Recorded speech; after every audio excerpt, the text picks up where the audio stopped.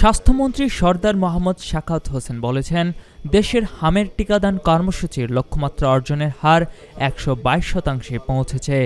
এখন পর্যন্ত ২ কোটিরও বেশি শিশুকে টিকা দেওয়া হয়েছে। যেসব ১৮টি উপজেলায় প্রথম ধাপে টিকাদান ক্যাম্পেইন পরিচালনা করা হয়েছিল, সেখানে হামের সংক্রমণের হার প্রায় শূন্যের কোঠায় নেমে এসেছে।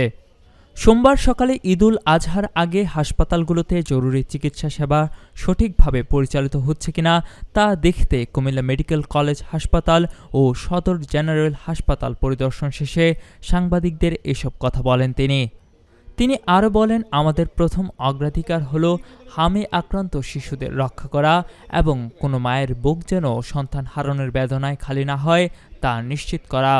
আমাদের first target to give extreme support to the ill babies, যাতে আমার একটা মায়ের বুক যাতে খালি না হয়, যাতে বেস্ট অ্যাভেলেবল ট্রিটমেন্টটা ভ্যাকসিনেশন সহ যাতে আমরা বাচ্চাদেরকে দিতে পারি। এর আগে মন্ত্রী কুমিল্লা সদর জেনারেল হাসপাতাল ও মেডিকেল কলেজ হাসপাতাল পরিদর্শনে গিয়ে হাসপাতালের বিভিন্ন সংকট সমস্যার কথা শোনেন, খাবারের মান যাচাই করেন এবং রোগীদের বিভিন্ন অভিযোগের কথা শোনেন।